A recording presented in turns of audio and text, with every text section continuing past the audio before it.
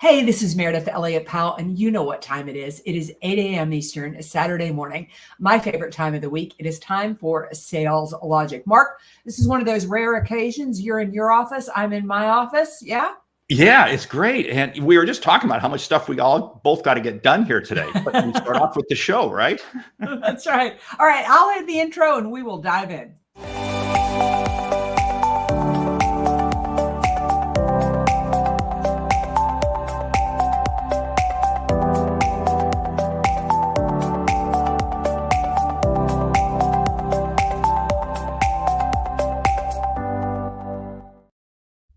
Again, welcome to Sales Logic, the show where we dive into the strategy, discuss the steps, everything that you need to know to sell effectively and logically. Now, before Mark tells you what we've got on tap for today, I like to tell you how the show works. We want you, the audience, to be a part of the show. So go to saleslogicpodcast.com, write your question in there, and we're probably going to feature you right here on the podcast. We cover a hot topic. We recommend a book, and because we want you to leave with return on investment, we have a lightning round. So, Mark, what is up for today? Well, what's on tap today? We're going to introduce the Sales Logic brain. Ooh, there's something mind-blowing. I'll get to that in just a second. Hey, the topic today is how to guarantee you'll hit your sales goal. So that's the topic. Now, hey, every week we always ask somebody to submit a question. Well, we've come up with a really cool tool. For those of you who are in the Sales Logic Mastermind, you now have access to the Sales Logic brain. What's Sales Logic brain? It's getting inside of Mayor's head and getting inside of my head. And so what I did was, just before we started the show, I dropped the question. The question is, I barely hit my sales goal last year. In fact, 3 times during the year, I was struggling to hit quota. I work so hard. I'm at the office early, make calls all day, push my clients to get the deal to close. I can't take another year under this level of pressure. What am I going to do? What am I doing wrong? That comes from Gretchen in Panama. So I dropped that into the Sales Logic brain. And this is really cool. First of all, our Sales Logic brain comes back where it actually gives you articles, podcasts, videos of both you and myself that person can watch to gain more insight. But here's a summary. It says, hey, you're struggling with time management and prioritization. I'm not going to read the whole thing, but it says, you have a challenge of managing your energy, not just your time. So it says, hey, you got to be taking a look at your health and your personal life. Now, that's some of the stuff on the personal side. Here's what it talks about from the business side. And I love this. The importance, you have highlighted the importance of managing customer expectations. You're getting ahead of yourself. Instead of promoting immediate results or responses, it can be beneficial to communicate realistic times to your customers. This can help you prioritize your tasks and manage your schedule more effectively. Another key point brings out is, how are you using your tools like your CRM? And here's a piece that I love it. I love what Sales Logic Brain says. It says, you got to be leaving time on your calendar for white space, for opportunities that arise, because you're not doing that. As a result, when opportunities arise, you don't feel you have the bandwidth to cover them. Your attitude towards your work and your time management skills can greatly influence your sales performance. It's important to view challenges as opportunities and to maintain a positive attitude. Yes, I love it. I love that response. All right. So we're just going to turn the show over to Sales Logic Brain from here on and sleep in now on Saturday morning. Right? That's right. So Natalie and Roberta, go out to the Sales Logic podcast. Check out the brain. Ask any questions you want to ask in there. So the question on the table today, boy, this is such an important question, because there is nothing more painful than working your tail off and struggling to hit your sales goal. So, gosh, there's so much I want to talk about around this. Number one is, if you want to hit your sales goals, you have to have a sales process. You have to decide what it is, the behaviors, the steps that you are going to take in order to hit that sales process. I'll just give you an example. Is that, number one, you've got to identify that ideal customer profile. I mean, if you're going to make sales calls, I always tell my clients, it's the most expensive thing you will ever do, because you put a lot of time, energy, resources, and expense into it.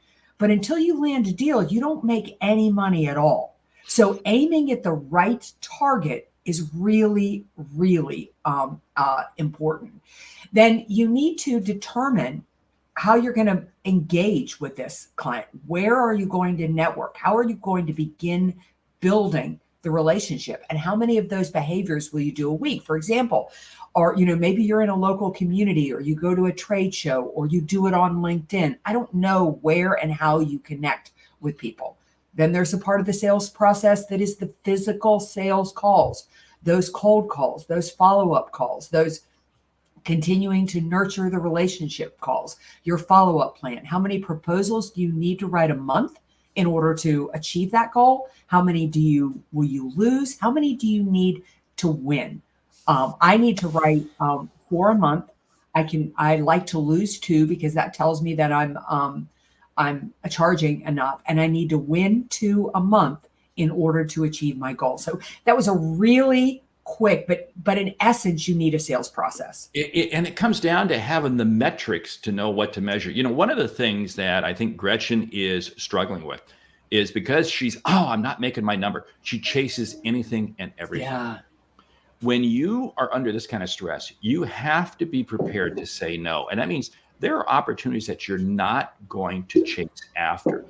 When you're behind numbers, everything looks like it is winnable. No, it's not. Focus your effort, because here's the thing. If you listen to what Mary was saying, it's about being efficient with your time. So when you have these prospects that you're going after, you have these customers, you're looking for that commonality. This is why we stress so much on this show, the ICP, or ideal customer profile, because there are tools, there are things, there are statements, questions, et cetera, that you use for one prospect that you can turn around and use for another prospect. It's about efficiency of your time.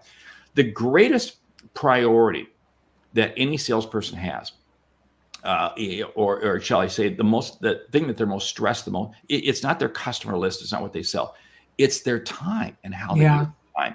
And Gretchen, I'm gonna challenge you, Gretchen. How much would you freak out if you said you're going to take next week off? You would probably freak out, right? I know we all would. But you know what? Here's the whole thing. You have wound yourself up so tight around the axle. You've got to step back and breathe. Go back to what Sales Logic Brain shared with you in terms of managing your priorities and managing your health and your personal life. Because here's the other thing, and I see this so often. I know you see this a lot too. We have a lot of friends who work 24/7, and ultimately they burn out. You've got to be able to step in and step out. You do this all the time. You set your daily goals and you say, when I get done, I'm going to go play 18 holes of golf. I'm going to go play tennis. I'm going to go do something. We both have those things where you shut down. You have to be able to step away, because what that does is it actually increases your effectiveness when you are working. Because Gretchen, I hate to call this out, but I have a feeling you're doing a lot of wheel spinning. Yeah, I love what Bryn is saying here. Making your sales goal starts with getting to hello faster. Great way to put it. And a high level of credibility. And nobody knows more about credibility than Bryn Tillman. Leverage your social proximity for referrals. Now, what Bryn means about that is that it basically, if Mark knows somebody, maybe Mark can connect me to that person. Understanding who's connected to whom on social media. Bryn, I did not know this, so thank you. Congratulations, Mark, on LinkedIn's top voice. Okay, and so what does that get me? A cup of coffee at Starbucks or what? I don't know. That's a big deal. Congratulations. Well, thank you. I got that. Yeah. Hey, this podcast, this show helps me create credibility out there.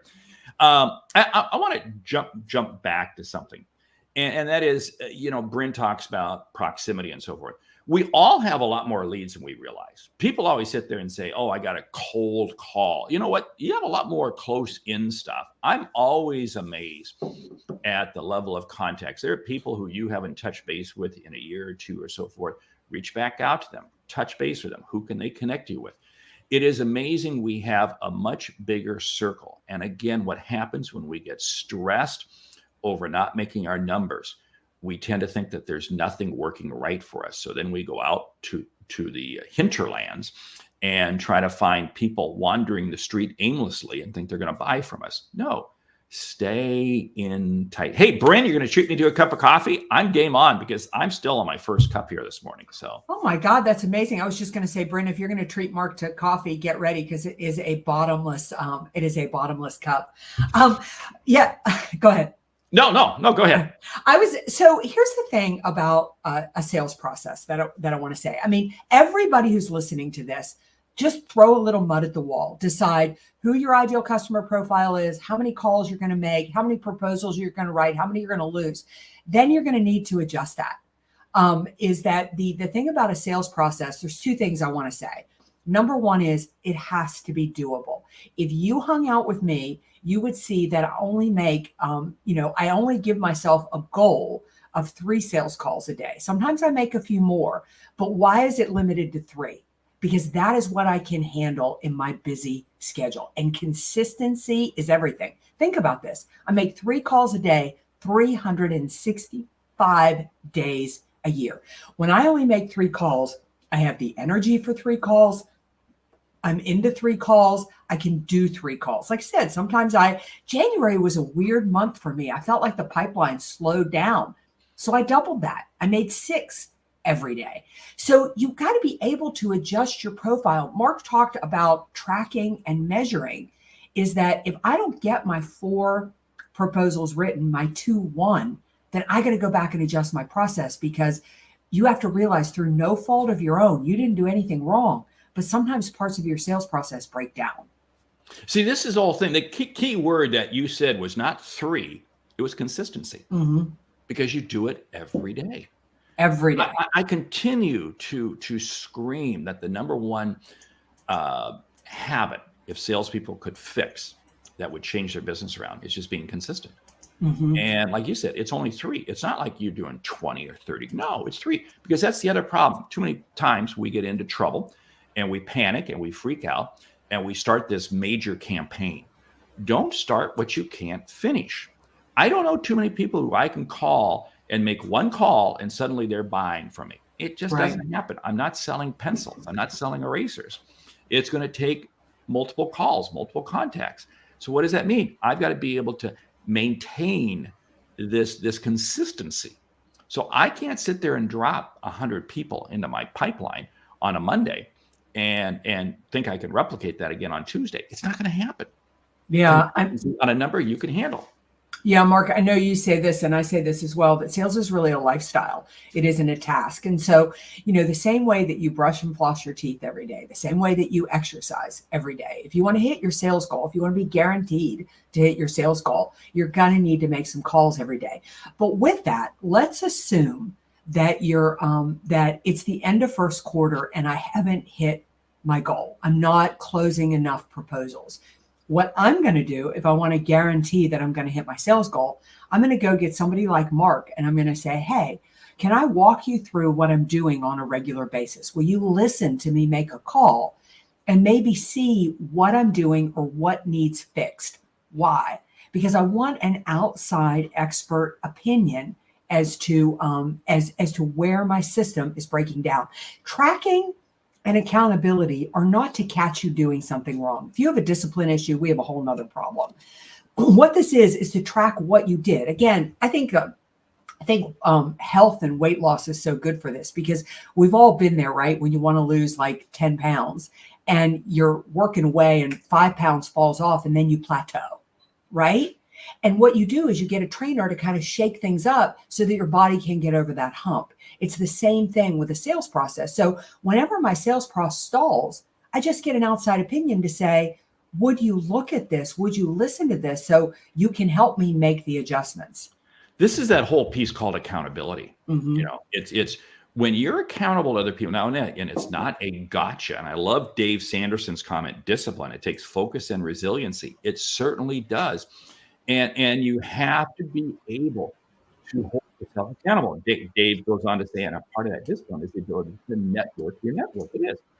One of the things, we were together in Phoenix, our smaller group, and we shared our goals. And it's holding each other accountable. And what does that do? Now we're kind of called out on it. And again, not as a gotcha, but as a helper. And that is so key. I see so many salespeople And this is what frustrates me. Beginning of the year, they'll say, "Oh, I set my goal." They want to share them? No. But you know what? I'm going to guarantee that they, because I've gone through this routine. Every year, there's salespeople who reach out to me. "Oh, I got my goals, but they don't want to share them," and they never achieve them because they're just dreams. You have to have people who come alongside you and help you. Go back to Jim Rohn's line, said years ago, you become the sum of the 5 people you associate with the most. Pick your friends carefully. Yeah. Mark, as we're sitting here, I'm just looking over here on my right-hand side. Now, I use my CRM religiously, and we're going to talk about the CRM here in a moment, because I think if you want to hit your sales goals, the part of the sales process I am most passionate about, and the reason I hit my sales goals, is the importance of follow-up.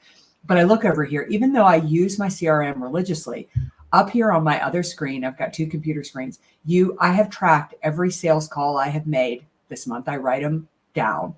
I've written how many proposals I've made, how many proposals I've won, and how many proposals I've lost. And I track that every single month. And I was getting a little bit worried about this month because, like I said, it started really slow for me. And so I increased the number of sales calls that I was making this month. And so I'll hit my number. Like I said, I need to win 2 a month. I'm probably going to close 4, and I've written 7 proposals this month. But just having that and tracking that on a regular basis helps me understand what I'm doing. What I worry about with salespeople is we do behaviors and we do them blindly. We don't know if they're effective. Like for me in December, emails were really working. I was getting a great response to emails. In January, I went back to the telephone. Okay, now Mare brought up something interesting. She says you put them into your computer and you have them there. I use my CRM religiously, but I keep a pad of paper. I have a notebook that I track my daily calls because for me, that's emotionally my connection. Yeah. And I can look at that each day. And again, it doesn't replace the CRM system, but it's a motivation tool for me because it holds me accountable. Because I can look at that in the middle of the day and say, wait a minute, I haven't made my call. I haven't done what I'm supposed to do. I can look at it at the end of the week. And it allows me. And here's another piece that you brought up. You said that you've actually done, I think, 4 and 7 or something like that, which is actually above your goals. Right. Now, what's interesting is, what does that do? That motivates you. Here's the thing. Salespeople are very quick to set goals that are actually too high. Whoa, what did he say? Yeah, they set goals too high. I want to use goals I want to use goals to stretch myself, but not into stupid land, because I want to be able to achieve them and use them to motivate myself. At the beginning of the year, I shared with you and the others when we were in Phoenix a week ago that I'm going to run 1,000 miles this year. And I got to stay on pace for that. And I've told that to enough people. Like today, it's cold here in Dallas. Yeah, it's cold in Dallas. I got to go out and run because I got to stay on pace. Yeah. This is the whole thing that it's called accountability. It's called consistency. It's called discipline. And it's also about, go back to what we talked about, keeping white space on the calendar. Gretchen, you got to keep white space. You got to keep white space on your calendar because, again, you are going to have opportunities arise. You even, as busy as you are, you still keep white space on your calendar because I know because you bump my phone calls. No, it's okay. Well, no, I think, I think the other thing is you have to know yourself. Like, I think, and I may be wrong about this, but I think you can work for longer stretches of time than I can work. Like I know our friend in our mastermind, Mary Kelly. Mary Kelly could sit down for 8 hours solid and work. She's wired that way. I was speaking with another member of our mastermind who likes to work from 9 to 5, and she's protective of her time before 9 a.m. and she's protective of her time 5 a.m. That doesn't work for me. I can only work 2 hours at a time. And so like I've been up this morning, I told Mark I didn't wake up until 6:30 because I got in, I've been traveling all week, and I'll work until we finish this at 8:30. And then I'm going to go play tennis with my girlfriends for 2 hours. and then I'll come back and I'll work another couple of hours. And then Rob and I have some plans with friends, but I can only work in 2-hour stretches. I know that about myself. And I think it's really important for all of you listening to this podcast, what works for you. Like I need to work a couple hours before I go to bed, and working 2 hours, taking time off, working 2 hours, taking time off, managing your energy that Mark talked about with the sales logic brain. That is so key, because you're working to your rhythm. To your rhythm, and it's amazing what you can accomplish. But when you're outside your rhythm, it's where you've got to take a step back. I'm an early morning person. You're an early morning person. I get a tremendous amount of my work done early in the morning. It was kind of funny the other night. I had some work I needed to get done, and doggone it, I got sidetracked. And you know what? That's okay, because I had enough white space that I could take an hour, shut it down, and do something else and come back to it. Again, you've got to keep flexibility in your calendar. Andy Greenberg, he says, I also count down how much is left versus how much I did. Yeah, you know what? I kind of like that. Here's the key thing on all of our to-do lists or so forth. Make sure your to-do list is based around the outcomes you want to achieve. It's not just about checking something off.